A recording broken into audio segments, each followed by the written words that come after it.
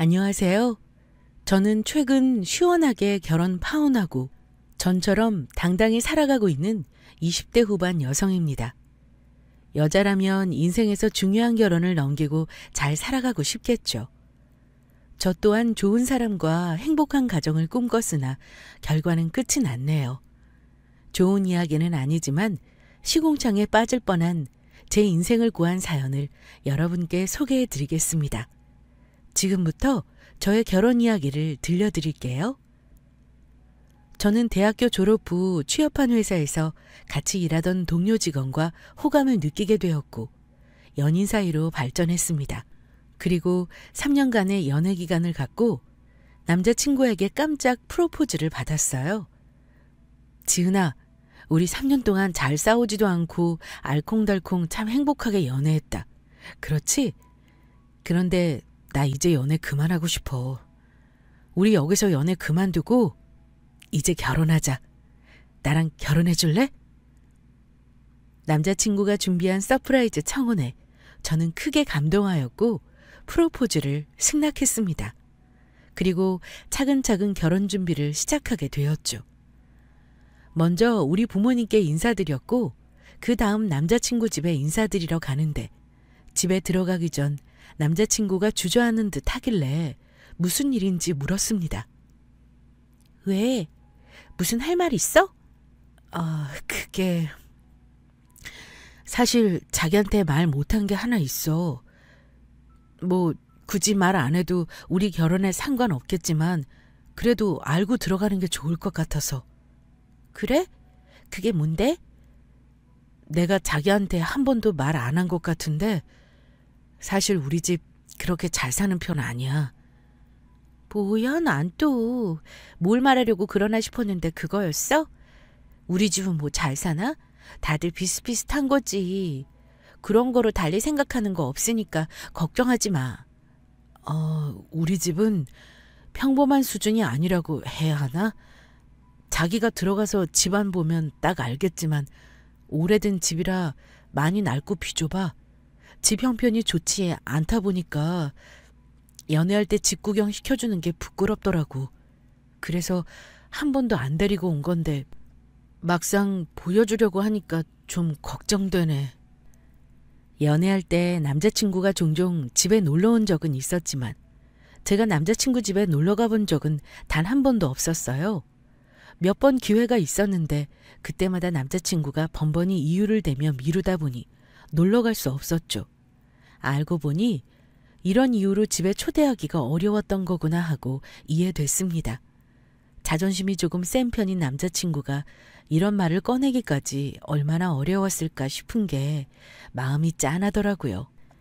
그런 게 무슨 상관이야? 난 하나도 신경 안 써. 자기를 향한 내 마음이 변할 일도 없을 것이고. 말하기 어려웠을 텐데 이렇게 말해줘서 고마워. 그리고 난 정말 하나도 상관없으니까 부끄럽게 생각하지 않았으면 좋겠어. 남자친구는 제 말에 감동하며 고마워했어요. 우리 둘은 집에 들어가기 전에 다시 한번 서로에 대한 사랑을 확인할 수 있었죠. 그리고 드디어 처음으로 예비시댁에 들어갔습니다. 남자친구 말대로 오래된 건물이라 그런지 많이 낡았더라고요. 남자친구 어머님은 저를 반갑게 맞아주셨습니다. 우리 아들이랑 만나는 아가씨를 드디어 만나네. 그동안 얼마나 궁금했는지 몰라요. 우리 아들이 계속 다음에 보여준다고 미루기만 했는데 이렇게 만나니 참 반갑네요. 네, 어머니. 저도 진작 찾아뵙고 싶었는데 상황이 그렇지 못했네요. 너무 늦게 인사드려서 죄송해요. 처음 뵙는 남자친구의 부모님은 모두 인상이 참 좋으셨어요. 저를 반갑게 맞아주시고 정성스럽게 준비한 음식도 대접해 주셨습니다. 남자친구는 외동아들이라 예비 시부모님 2분밖에 없었고 함께 이런저런 이야기를 나누며 식사를 마쳤어요. 그리고 과일을 먹고 있는데 예비 시어머니께서 결혼 준비에 관해 물어보셨습니다. 서로 집에 가서 인사도 드리고 결혼 허락받았으니 이제 결혼 준비는 어떻게 해나갈 거니? 둘이 모아놓은 돈으로 결혼 준비 충분한 거야? 저랑 남자친구랑 모은 돈이 많지는 않아요. 그래서 집안 혼수도 생략하고 결혼 준비 비용이랑 신혼여행, 신혼집 가전제품 정도만 저희 돈으로 마련하고 신혼집은 대출 껴서 얻으려고요. 대출? 아이고 그래. 최대한 대출 안 끼고 진행하면 좋은데 형편이 넉넉지 않으면 어쩔 수 없지 뭐. 우리가 너희들 결혼할 때 얼마라도 턱 얹어주면 좋은데 우리 형편도 그렇지 못해. 예비사돈께서는 조금 보태주신다는 말씀 없으시니? 우리보다 형편이 좀 낫다면 부모님이 도와주실 수도 있잖아. 저희 부모님도 여유롭진 않으시지만 조금이라도 도와주신다고 하셨어요. 그런데 아까 말씀드렸다시피 양쪽 집안 호수 없이 진행되는 거라 도움 없이 저희 힘으로 결혼식 진행하는 게 좋을 것 같아요. 요즘 신혼부부 대상으로 대출 잘 나와서 적당한 집 마련할 수 있을 거예요. 그래 뭐 너희 생각이 그렇다면 어쩔 수 없지. 보태주는 거 없이 진행되는 마당에 우리가 뭐 더 참견하기는 그렇고 둘이 알아서 준비 잘해봐. 참, 집은 어디로 얻을 생각이니? 아직 생각해둔 곳은 없는데 얻는다면 직장이랑 가까운 곳으로 알아보려고요. 그래? 그럼 우리 동네가 딱 맞네. 우리 집에서 너희 직장까지 차 타면 금방이잖아. 아들이 어릴 때부터 살았던 곳이라 지내기에 나쁘지 않을 것이고. 참, 그러고 보니 여기 근방에 새 아파트가 하나 들어섰는데 괜찮다는 것 같더라. 거기 한번 알아보는 게 어떠니? 아, 거기. 새 아파트라 괜찮긴 하지. 그런데 엄마, 거기는 꽤 비쌀 텐데. 둘이 대출받아서 진행하는 거라며. 나도 어디서 들었는데 신혼부부 대출 금리도 저렴하고 괜찮다더라. 둘이 받을 수 있는 대로 최대한 땡겨받아서 맞춰봐.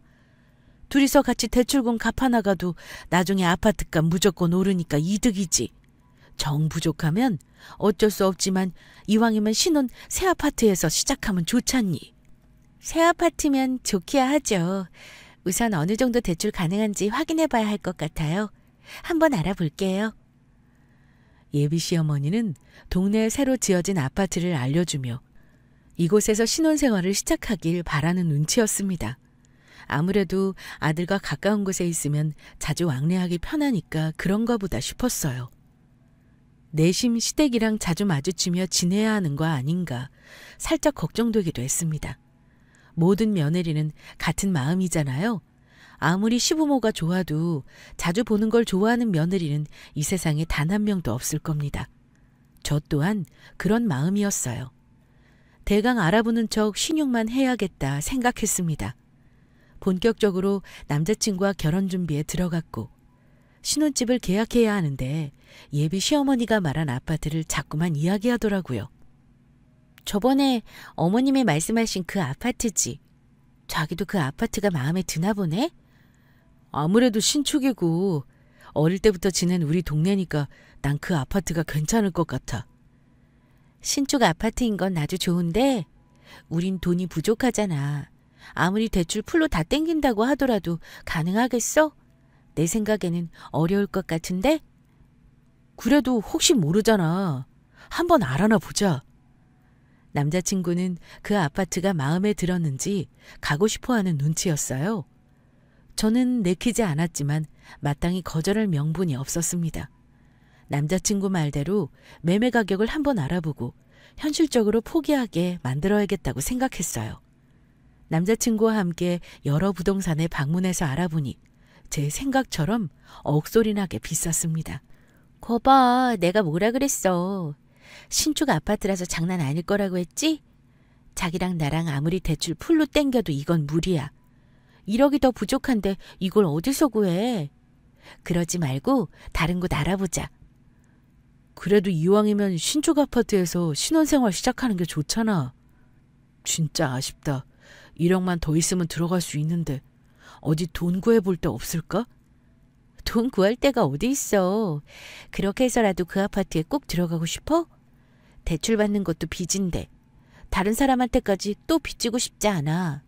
그냥 우리 분수에 맞는 곳으로 들어가자. 자기야, 막상 돈이 부족해서 싫을 수도 있는데 나중을 생각하면 우리한테 좋은 거야. 앞으로 아파트 값이 얼마나 오를 텐데. 이 좋은 기회를 날려? 내가 아는 지인도 그 신축 아파트로 이사 갔는데 몇 달 사이에 아파트 값이 더 올랐대. 좋게 재테크라고 생각하고 조금 더 생각해보자. 남자친구는 그 신축 아파트에서 꼭 신혼생활을 시작하고 싶어 했습니다. 저는 1억이나 더 필요하고 시댁이랑 가까워서 정말 내키지 않는데 계속 이상한 고집을 피우더라고요. 이래서 결혼 준비하면서 커플들이 많이 싸우고 헤어지기까지 한다던데 저희도 잘못하면 신혼집 문제로 싸울 판이었습니다. 남자친구랑 말씨름하고 싶지 않아서 우선 알겠다고 넘겼어요. 그리고 며칠 후 집에서 부모님과 밥을 먹는데 결혼 준비에 관한 이야기가 나왔습니다. 결혼 준비는 잘 돼가니? 저번엔 신혼집 위치 고민하던데 직장 근처에 구하기로 정한 거야? 아니, 아직 남자친구라 고민 중이야. 고민할 게 뭐 있어? 좋은 곳 다른 사람이 채가기 전에 얼른 계약해야지. 나야 그러고 싶은데 남자친구랑 의견이 좀 안 맞아서 서로 더 생각해 보기로 했어. 무슨 문제 있는 거야? 혹시 돈이 부족한 거니? 엄마는 돈이 부족해서 여러 고민이 많은 건지 걱정하기 시작했어요. 굳이 신혼집에 관한 문제를 부모님께 말씀드리고 싶지 않았는데 엄마가 너무 걱정하시니까 대강 상황을 설명해 드렸습니다. 그랬더니 그 신축 아파트에 관해 잘 아시는 듯 했어요. 아, 거기. 내가 아는 사람도 그 아파트 매매로 샀다더라. 가격이 좀 있기는 한데. 신축이라 공간도 잘 나왔고 편의성도 좋다던데. 무엇보다 아파트 값이 단기간에 확 올랐다고 하더라고. 어느 정도 괜찮은 아파트는 값이 계속 올라가잖니? 이서방 말대로 미래를 생각하면 좋은 재테크가 될 수도 있겠구나. 엄마도 그렇게 생각해? 아, 그럼 뭐해. 재테크로 생각한들 좋을 게 뭐 있어? 1억이 부족한데. 은행에서 대출 풀러받는 것도 무리하는 수준이야. 그런데 어디서 또 1억을 구하냔 말이야? 남자친구랑 엄마 말은 나도 잘 알겠지만 어려운 현실이야. 난 무리하면서까지 그 신축 아파트에서 신혼생활 시작하고 싶지 않아. 그런 거라면 엄마하고 아빠한테 진작 말하지 그랬어. 아무리 너희들끼리 준비한다고 했지만 그래도 이런 건 편하게 털어놨어야지. 그렇게 고민하고 속상해할 필요 없이 바로 도와줄 수 있잖아. 그게 무슨 소리야? 도와주다니? 엄마는 밥을 드시다 말고 자리에서 일어나더니 안방으로 들어갔어요. 그리고 무언가 들고 나와서 제게 건넸습니다. 갑자기 웬 통장이야? 엄마가 제게 건넨 건 통장이었고 갑자기 이걸 왜 보여주나 의아해하면서 통장을 살펴봤어요. 그런데 그 통장 잔액에 몇억 원이 딱 찍혀 있는 겁니다. 이게 뭐야? 엄마가 너 임신했을 때부터 매달 조금씩 모은 돈이야. 나중에 우리 딸 시집 가면 많이는 못 해줘도 이 정도만큼은 꼭 해줘야지 싶어서 네 아빠랑 조금씩 더 보태서 모았어. 저번에 네가 너희들 힘으로 결혼 준비하고 싶다고 해서 차마 주지 못하고 갖고만 있었는데 이렇게 도와줄 수 있어서 다행이네. 이 돈으로 부족한 거 해결하고 이서방이랑 신혼집 계약해. 저도 사람인지라 통장에 찍혀져 있는 엄청난 돈을 보니까 마음이 흔들렸어요. 이 정도 돈이면 신축 아파트에 대출 없이 들어갈 수 있는 수준인데 받을까 말까 망설여지더라고요. 하지만 이내 정신 차리고 통장을 다시 엄마에게 건넸습니다. 아니야. 아무리 그래도 이렇게 큰 돈은 받을 수 없어. 그동안 엄마랑 아빠가 얼마나 노력하며 힘들게 지내셨는지 내가 뻔히 다 아는데 고생해서 모은 돈을 어떻게 날름받아? 저번에 말한 것처럼 부족해도 우리 힘으로 시작하고 싶어. 그게 맞는 것 같고 이 돈은 엄마 아빠 노후자금으로 사용하는 게 좋을 것 같아. 어이구, 누굴 닮아서 이렇게 고집이야? 엄마 아빠가 설마 노후자금도 준비 안 해놨을 것 같니? 걱정하지 마. 다 준비해놨으니까. 이 돈은 정말 우리 딸 생각하면서 모은 거야. 그러니까 이 돈의 주인은 너고. 너희 둘의 힘으로 결혼 시작하고 싶다고 했을 때 기특하게 생각했어. 하지만 부모 마음이 어디 그렇니? 내 자식한테 뭐라도 더 챙겨주고 싶지. 엄마 아빠 마음도 같아. 그러니까 이 돈은 꼭 받아줬으면 좋겠어. 이서방 말대로 그 아파트값 계속 올라가니까 분명히 너희들한테 좋은 일 있을 거야. 네 마음은 충분히 알았으니 우리 좋은 것만 생각하자. 대출 없이 신혼집 마련하는 게 제일 좋은 거지 뭐. 늘 부모님께 받기만 하는 것 같아 죄송스런 마음뿐인데 이렇게 또 크게 도와주시니 감사할 따름이었어요. 마음 같아서는 받고 싶었지만 두 분의 간절한 부탁에 하는 수 없이 통장을 건네받았습니다. 그리고 이 사실을 남자친구에게 전하자 예비 장인 장모님께 너무 감사하다며 좋아했어요. 남자친구는 지체할 것 없이 빨리 계약 진행하고 신혼집을 마련하자고 했습니다. 저는 알겠다고 했고 그 전에 한 가지 부탁이 있다고 했어요. 부탁? 그게 뭔데? 저는 남자친구의 시부모님을 좋게 생각하고 있지만 가까운 거리에 신혼집을 마련하는 것이다 보니 의도치 않은 왕래가 자주 일어나겠다 싶었습니다. 그래서 남자친구가 원하는 신축 아파트로 계약하는 대신 시댁에 억압되지 않게 자유로운 결혼 생활을 보장해달라고 할 생각으로 남자친구에게 말을 꺼냈습니다. 기억하지? 우리 힘으로 결혼 시작하기로 한 거. 어찌 보면 신혼집 마련하는 걸 친정 부모님이 도와주신 건데 난 이걸 어느 정도 공평하게 정했으면 좋겠어. 어떻게 공평하게? 설마 우리 집에서도 얼마 도와주셨으면 좋겠다 뭐 이거야? 나도 물론 우리 부모님이 자기 집처럼 크게 도와주셨으면 싶지. 그런데 알잖아. 우리 집 사정 어떤지. 1,000만 원도 도와주기 힘들어 하실 텐데. 굳이 돈으로 공평하게 정하자는 게 아니야. 우리 부모님은 신혼집 마련하게끔 돈으로 도와주셨으니 자기는 앞으로 예비 시부모님과 내가 원만하게 지낼 수 있도록 잘 도와줬으면 좋겠어. 우리가 얻으려는 아파트랑 시댁거리가 꽤 가깝잖아. 그러다 보면 자주 왕래하면서 지낼 텐데 솔직히 난 그런 생활 조금 불편할 것 같아. 아무리 결혼했다 하더라도 내 생활은 있는 거고 시부모님께 얽매이거나 스트레스 받고 싶지 않아. 그렇다고 자기 부모님이 날 힘들게 하신다는 말은 아니고 사람이 함께하는 시간이 많아지다 보면 분명 부딪히는 일도 생길 것 같아. 그래서 적당한 거리가 필요한 거고. 나도 처음에는 깊게 생각 안 했는데 나도 어쩔 수 없는 며느리인가 봐. 시부모님이 마냥 편하게 느껴지지만은 않네. 나중에 합가하는 일도 없었으면 좋겠어. 적당히 왕래하면서 내 생활 존중받고 싶은데 이런 내 마음 이해해 줄 수 있을까? 남자친구는 제 이야기를 듣고 잠시 당황하는 것 같았지만 이내 알겠다며 고개를 끄덕거렸습니다. 서운할 수도 있는 말이지만 충분히 이해되는 부분이라며 다행히 제 뜻을 존중해 줬어요. 남자친구는 자신이 외동아들이지만 절대 합가하지 않도록 잘 처리하겠다며 저와 약속했습니다. 그렇게 우리 둘은 신혼집을 계약했고 결혼 준비는 마무리에 접어들었습니다. 그리고 상견례 때 양가 부모님들과 식사 자리를 가졌어요. 한창 분위기 좋게 이야기 나누고 있는데 예비 시어머니가 문득 신혼집에 관한 이야기를 꺼냈습니다. 참, 애들 신혼집 마련하게끔 도와주셨다고 이야기 들었어요. 신축 아파트라 값이 꽤 돼서 다른 곳으로 알아봐야 하나 싶었는데 예비사돈께서 큰돈 턱하니 도와주셨다면서요? 정말 잘하셨어요. 그 아파트가 앞으로 계속 오르는 추세거든요. 이왕 집 마련하는 거 아파트값 오르는 곳으로 구하는 게 좋지 않겠어요?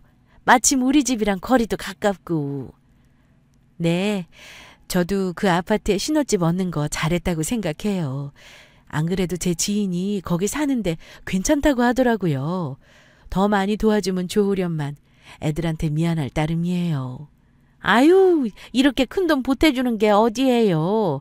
저희는 그럴 형편 안 돼서 도움도 못 되는걸요. 저희도 여유가 있다면 좀 보태주고 싶은데 그게 어렵네요. 하지만 앞으로 따님 걱정은 하지 않으셔도 됩니다. 우리 집이랑 가까운 곳에 살림 차리니까 제가 사부인 대신 잘 챙길게요.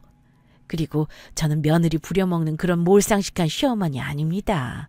나중에 나이 들어도 우리 모시고 살라며 합가할 생각도 없어요. 그저 우리 아들하고 행복하게 살라고 옆에서 챙겨만 주렵니다. 예비 시어머니는 합가할 생각이 조금도 없다며 그저 둘이 아무 탈 없이 잘 살기만 하라고 당부하셨어요. 그 말을 들으니 어느 정도 제 개인적인 생활이 보장되겠구나 안심됐습니다. 이렇게 마인드가 좋은 시어머니를 만난 게 천운이다 싶었어요. 우리 둘은 예정대로 결혼식을 올렸고 해외로 신혼여행을 갔다 왔어요. 그리고 친정집에 제일 먼저 들러 인사드렸고 하룻밤 보낸 뒤 다음날 새벽에 인사드리러 갔습니다. 그런데 대뜸 시어머니께 전화가 왔고 시댁이 아닌 곧장 신혼집으로 오라고 하시더라고요. 네? 저희 신혼집으로요? 어머님이 우리 집 쪽으로 오시게요? 무슨 소리야? 나 이미 너희 집에 들어와 있어. 곧 있으면 밥 되니까 얼른 와서 맛있는 거나 같이 먹자. 시어머니 말에 이게 무슨 소리인가 싶어 남편에게 물었습니다. 어머님이 시댁으로 오지 말고 곧장 우리 신혼집으로 오라고 하시는데 이게 무슨 소리야? 어머님이 왜 우리 집에 들어와 계셔? 자기 혹시 어머니께 집 비밀번호 알려드렸어? 비밀번호? 알려드렸지. 뭐? 아니 그걸 나한테 한마디 상의도 없이 알려드리면 어떡해? 이게 상의할 일인가? 우리 엄마랑 아빠가 뭐 남도 아니고 이제 자기한테는 가족인데 못 알려줄 사이는 아니잖아. 부모가 자식 집에 와 있을 수도 있는 거고. 그래도 그렇지. 이건 좀 황당스럽네. 그리고 왜 시댁이 아니라 우리 신혼집에서 인사를 받겠다고 하시는 건지. 그건 우리 집이 좁잖아. 마땅히 우리가 자고 갈 공간도 없고 하니까 겸사겸사 우리 집에서 인사 받으시겠다는 거겠지. 우리 신혼집 방 많잖아.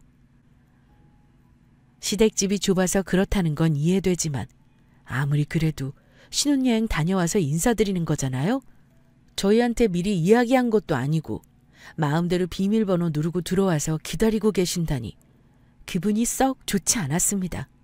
남편 말대로 별일 아닌데 제가 괜히 예민하게 받아들이나 싶기도 하더라고요. 우선 시부모님이 기다리시니 서둘러 신혼집으로 향했습니다. 그리고 집에 딱 들어서는데 제 두 눈을 의심했어요. 너희들 이제 오냐? 배고파 죽겠는데 빨리 좀 오지.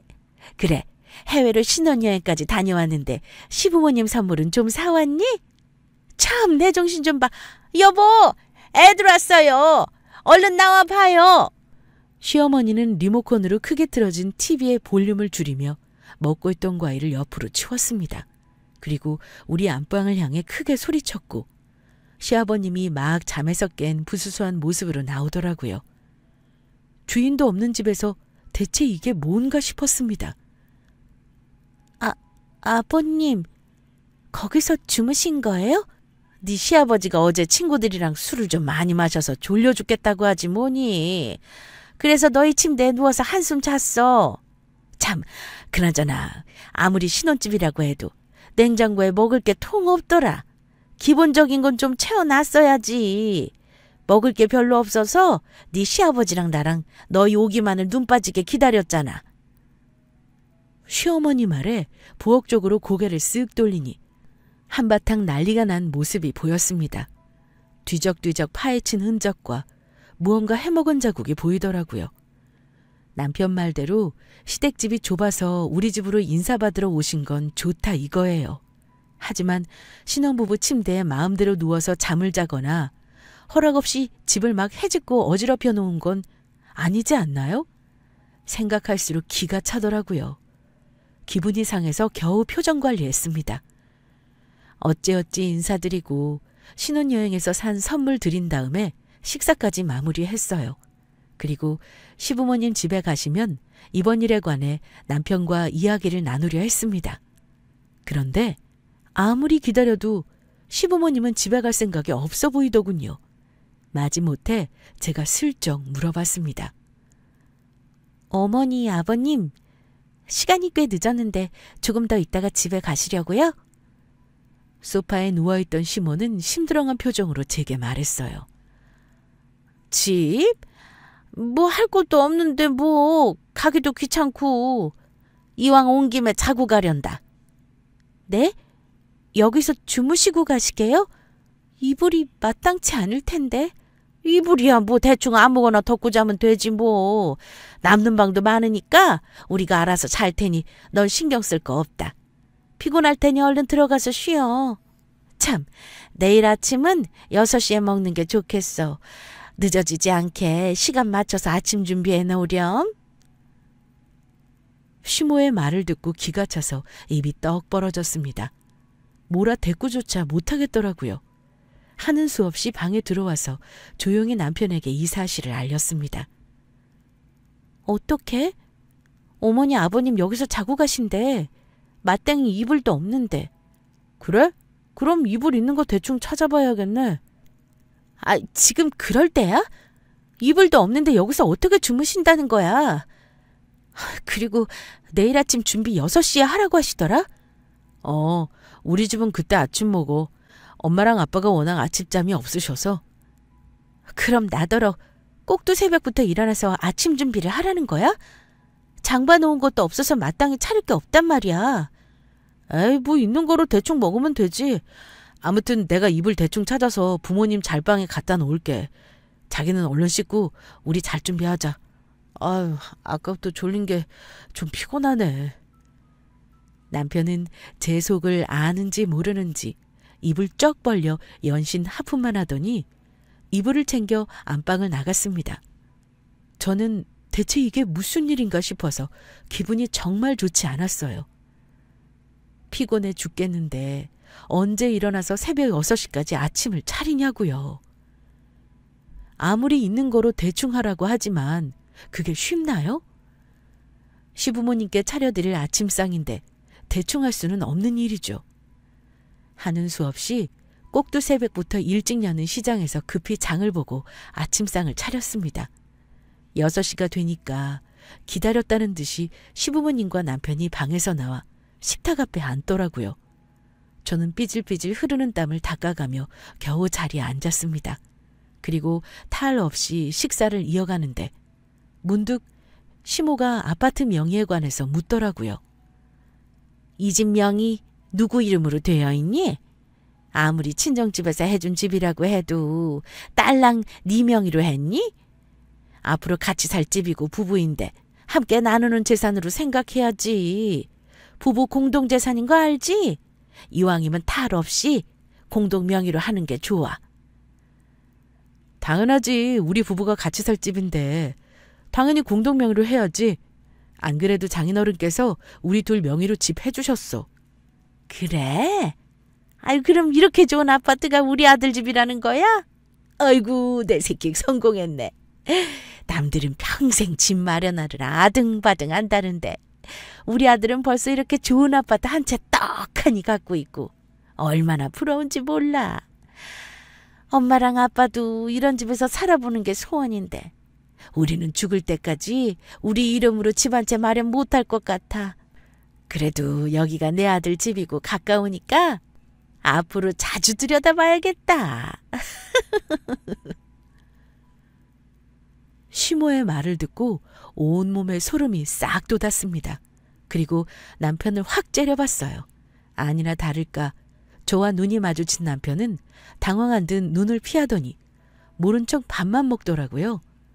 앞으로 펼쳐질 일이 예사롭지가 않아서 이따가 남편을 확실히 단돌이 해야겠다 싶었습니다. 시부모는 아침밥을 먹고 후식으로 과일도 먹은 뒤 나른하게 낮잠 한숨 자고 나서야 집에 돌아갔어요. 그제야 한숨 돌린 저는 기다렸다는 듯이 남편에게 말했습니다. 자기, 아까 왜 내 눈 피했어? 뭐가? 뭐긴. 정말 1억이야? 이렇게 모르는 척 딱 잡아댄다고 그냥 넘어갈 일이냐고. 어머님 하시는 소리 들었잖아. 앞으로 자주 들린다고. 그야 거리도 가깝고 우리 잘 챙겨주시려고 하는 소리지 뭐. 정말 그렇다고 생각해? 난 앞으로 펼쳐질 미래가 훤히 보이는데 왜 자기는 이렇게 남일 보듯 태평해? 하긴 시부모님 오시면 나만 힘들지. 자기는 뭐 불편할 게 있겠어? 에이, 무슨 말을 또 그렇게 해. 우리 엄마랑 아빠가 얼마나 힘들게 하신다고. 겪어본 사람이 알지 자기가 뭐 알겠어. 아, 됐고. 아무튼 우리 결혼하기 전에 한 약속 기억하지? 그냥 얼렁뚱땅 넘어갈 생각 말고 약속 꼭 지켜. 알겠어? 그냥 넘어갈 생각 말고 반드시 약속을 지키라며 남편을 닥달했어요. 남편은 본인이 한 말이 있고 지킨 약속이 있으니 하는 수 없이 알겠다며 작은 소리로 답했습니다. 그러고 나서 다음 날 퇴근해서 집에 들어왔는데 신발장에 시부모님 신발이 떡하니 놓여 있더라고요. 이건 또 뭔가 싶어서 서둘러 들어가 보니 시부모가 소파에 앉아 웃으며 텔레비전을 보고 있었습니다.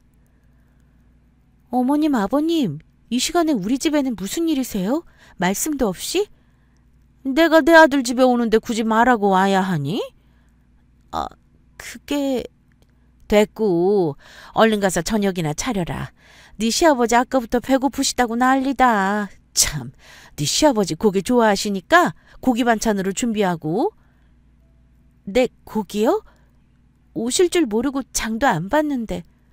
그럼 얼른 가서 장 보면 되겠네. 뭘 꾸물거려? 네 시아버지 배고프시다니까.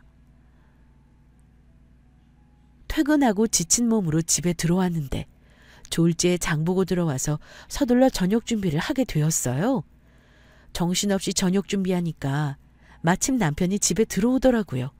남편은 저한테 왔다는 말 한마디 없이 옷을 휙 갈아입더니 시부모님 옆에 앉아 낄낄거리고 웃으며 TV를 보고 있었습니다. 그 꼴을 보는데 속이 다 부글부글 끓어오르더라고요. 너는 이따가 시부모님만 가시면 두고 보자 싶었어요. 저녁상을 다 차리고 함께 모여 앉아 식사하는데 시모가 차린 반찬을 가지고 꼬투리를 잡았습니다. 아이고, 고기가 뭐 이리 질겨? 너 고기 싼 걸로 샀니? 이왕이면 우리 먹을 건데 좀 좋은 걸로 사지. 네? 어머니, 이거 한우를 산 건데 아주 질겨요? 질기다 마다. 내가 지금 한우를 씹는 건지 껌을 씹는 건지 모르겠다. 아무튼 같은 한우라도 상태 보고 괜찮은 거로 사왔어야지. 아직 네가 결혼한 지 얼마 안 돼요. 살림이 서툰가 보다. 앞으로 계속 이렇게 식사 차리면서 꾸준히 실력 늘어갈 생각해라. 집도 가깝겠다. 내일부터 아침마다 너희 집에 와서 같이 식사해야겠어. 네? 시모의 말에 들고 있던 숟가락을 놓칠 뻔했습니다. 이게 무슨 청천벽력 같은 소리인가 싶었어요. 서둘러 도움의 눈길로 남편을 쳐다봤는데 남편은 역시나 저번처럼 고개를 휙 돌려버렸습니다. 그리고 시답지 않은 농담만 하면서 밥을 먹더라고요. 하는 수 없이 울며 겨자 먹기로 밥을 대강 먹고 혼자 뒷정리했죠. 설거지까지 다 마치고 잠시 한숨 돌릴 겸 안방으로 들어가려는데 안방에서 남편과 시모의 목소리가 새어나왔어요. 내가 언제 당장 살림 합친데? 아이, 그래도 벌써 이러면 와이프가 싫어하지. 내가 시간이 좀 필요하다고 했잖아. 뭐하러 눈치를 보고 있어. 어차피 혼인신고도 했겠다. 이 집 명의도 공동명의인데. 그렇게 좋은 집 놔두고 엄마 아빠가 그 좁아터진 낡은 집에서 사는 게 좋니? 너는 잔말 말고 그냥 모른 척 가만히 있어. 엄마가 다 알아서 할 테니까. 앞으로 밥도 같이 먹고 자주 왕래하면서 이 집에 엉덩이 딱 붙이고 있을 거야. 네 아들 집에 남는 방 좀 쓰겠다는 게 쥐가 어쩌겠어? 이참에 이놈의 거지 같은 집 정리하고 나도 이렇게 좋은 신축 아파트에서 한번 살아보자. 그 전에 네 와이프 살살 시집살이 시키면서 잡아놔야 시험이 무서워서 함부로 못하는 법이야. 지금은 엄마가 네 와이프 길들여야 하니까 너는 그냥 지금처럼 아무 소리 말고 가만히 있어. 알겠어? 저 없을 때 안방에서 쏙닥거리며 남편과 시모가 이야기를 나누고 있었고 저는 의도치 않게 둘의 이야기를 다 듣게 되었습니다. 그동안 남편이 제 눈을 피하고 왜 적극적으로 도와주지 않았는지 단번에 이해되더라고요. 이게 다 시모랑 둘이 짜고 치는 고스톱이었던 거였던 겁니다. 우리 부모님이 사준 집을 꿀꺽하려는 시모도 괘씸하고 저와의 약속을 모른 척하며 뒤통수 치는 남편 새끼에게 깊은 빡침이 몰려왔어요. 시집살이 당하며 사는 삶을 극도로 혐오하는 제가 둘의 계획을 안 이상 가만히 있을 수 없었습니다. 그래서 당한 대로 엿먹이고 처리해야겠다 싶었어요. 늦은 밤 시부모는 집으로 돌아갔고 남편 새끼 보고 소파에서 자라며 저 혼자 안방에서 잤습니다. 그리고 다음날 아침 6시가 되자 시부모가 집으로 찾아왔어요. 그리고 안방에 대고 크게 소리치더라고요. 지금 시간이 몇 시인데 지금까지 자는 거야? 남편은 소파에서 재우질 않나 아침상도 안 차리고 아주 막 나가는구먼. 시부모가 아침 먹으러 오는 거 뻔히 알면서 이게 뭐하는 짓이야? 너 얼른 안 나오니? 저는 시부모가 오거나 말거나 일어나지 않고 푹 자고 있었어요. 시모의 앙칼진 음성에 최대한 느릿하게 일어나서 잠옷차림으로 시리얼과 우유를 꺼내 식탁에 탁 올려놨습니다. 그러자 시모가 극대노를 하더라고요. 너 지금 뭐 하는 거니? 시부모님 오시는데 잠옷바람에 이걸 아침상이라고 차린 거야? 네? 마지막 식사라서 특별한 아침상을 준비해봤어요. 뭐? 마지막 식사? 이게 지금 나랑 뭐 하자는 거야? 너 아직 잠 덜 깼냐? 아니요. 잠 다 깼고요. 말 그대로 마지막 식사라서 특별히 준비한 거예요. 마음 같아서는 대접에 물 한 사발 떠드리고 싶은데 그래도 제가 너무 착한지라 시리얼과 우유를 대접해드리네요. 얼른 말아드시고 아들 새끼 데리고 집에 가세요. 뭐 아들 새끼? 얘, 너 머리가 뭐 어떻게 된 거 아니니? 하룻밤 사이에 얘가 왜 이래 대체? 왜 이러긴요. 엄마와 아들이 만들어 놓은 판에 끼기 싫어서 이러죠. 둘이 무슨 속셈인지 다 알고 있으니까 모르는 척 시치미 떼지 말고 그냥 까놓고 말하세요. 우리 부모님이 사주신 이 집이 탐나서 합칠 생각이라고. 그래. 요참은 이 집에서 들어앉을 생각이다. 왜? 내가 그러면 안 돼야? 여긴 네 집도 되지만 엄연히 우리 아들 집도 돼. 내 아들 집에 내 마음대로 지내겠다는데 네가 난리야? 당연히 난리죠. 여긴 능력 뭣도 없는 어머니 아들 집이 아니고 어머니 죄집이니까요. 웃기고 있네. 여긴 내 아들 집이야. 너희들이 공동명의로 산 집이잖아. 내 아들 지분도 반반 있다는 거 몰라? 네가 뭐 어떻게 알았는지는 모르지만 기왕 알게 된 거 그래. 내가 속 시원히 말하마. 내가 합가하기 싫다고 내 아들한테 이야기한 건 들었지만 결혼 전이야 무슨 말을 못하겠어. 이 집 얻으려면 우리 한 발 양보하는 모습 보여야 하지 않겠니? 근데 이미 식 올리고 혼인신고한 마당에 결혼 물리기라도 할 거야 뭐 어쩔 거야? 빼도 박도 못하는 거 그냥 포기하고 사는 게 편하다. 우리가 뭐 큰 거 바래? 그냥 많아서 남는 방 중에 하나만 우리가 쓰게 달라 이거야. 이 정도도 못해주면 그게 사람이니? 못돼 먹은 년이지. 그래요. 이렇게 본색을 드러내니까 오히려 좋네요. 저도 더 편히 말할 수 있고. 많아서 남아도는 방이라도 제 방이지 어머님이 쓰실 방 아니에요. 그저 들어놓고 보자는 심보 버리셔야죠. 그리고 빼도 박도 못하긴요. 식만 올렸지 애도 없겠다 물리기 딱 좋지 않아요? 이런 집구석인 줄 알았으면 애초에 결혼식도 안 올렸을 텐데. 뭐 이미 올린 거 어쩔 수 없다고 생각하고 물러나야죠. 결혼식 비용은 아깝지만 돈이 대수예요? 제 인생이 시궁창에 빠질 뻔했는데?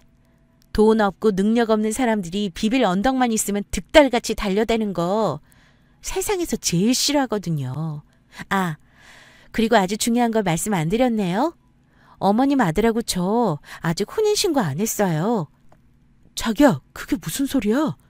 혼인신고를 안 했다니 저번에 신고하고 왔다고 했잖아.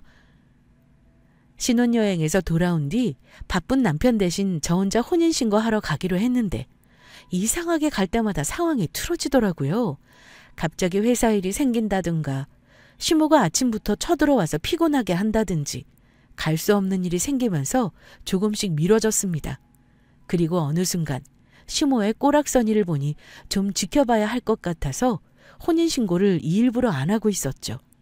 남편에게는 했다고 대충 얼버무렸기 때문에 법적으로 부부가 된 줄 알았을 겁니다. 멍하니 쳐다보고 있는 시모와 남편 새끼에게 웃으며 말했어요. 법적으로 부부도 아닌 마당에 이혼이고 뭐고 필요 없고 그냥 얼른 짐 싸서 나가. 이제라도 너 같은 놈 걸을 수 있어서 천만다행이지 뭐야? 남편 놈은 믿기 어려운지 눈만 껌뻑거리며 절 쳐다봤어요. 그러자 시모가 악다구니를 쓰며 소리쳤습니다. 아니야. 이 집은 우리 아들 거야. 누구 보고 나가래. 혼인신고 안 했다고 해도 우리 아들 명의잖아. 그러니까 절대 못 나가. 집 못 가진 귀신이 붙었나 왜 이래요? 언감생심 이 집 넘보지 마요. 공동명의여도 소송으로 충분히 취소할 수 있으니까. 그만한 사유는 충분하잖아요. 당신 아들과 결혼 전에 문자로 나눈 대화들이 있는데 약속을 지키지 않을 시 이혼할 거고 재산분할 못한다고 했어요. 아들은 순순히 동의했고요. 서면으로 남긴 계약서가 아니더라도 문자로 구두계약이 맺어진 거니 증거로 충분하다고 하네요. 아, 제 친구가 잘 나가는 변호사거든요. 이미 다 알아봤으니 헛된 꿈 꾸지 말고 아들이랑 손 붙잡고 원래 살던 곳으로 돌아가요. 시모는 아니라며 절대 인정할 수 없다고 미친 듯이 악다구니를 써 제꼈고 저는 그런 시모를 무시한 채 남편 짐을 집 밖으로 하나씩 던졌습니다.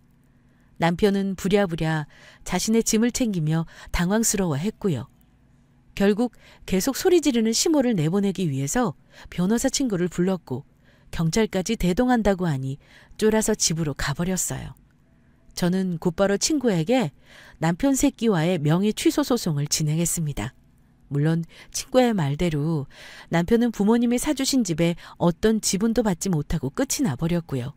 그 뒤로 뒤늦게 자신이 잘못했다며 다신 시댁과 엮이지 않게 잘 처신하겠다고 울고불고 빌었지만 저는 그런 전남친 새끼를 다 차단하며 다시 태어난 기분으로 하루하루 살고 있습니다. 하마터면 제대로 똥 밟을 뻔했어요. 여러분은 저처럼 못난 새끼 만나지 않길 바랍니다. 그럼 저의 긴 사연 들어주셔서 감사합니다.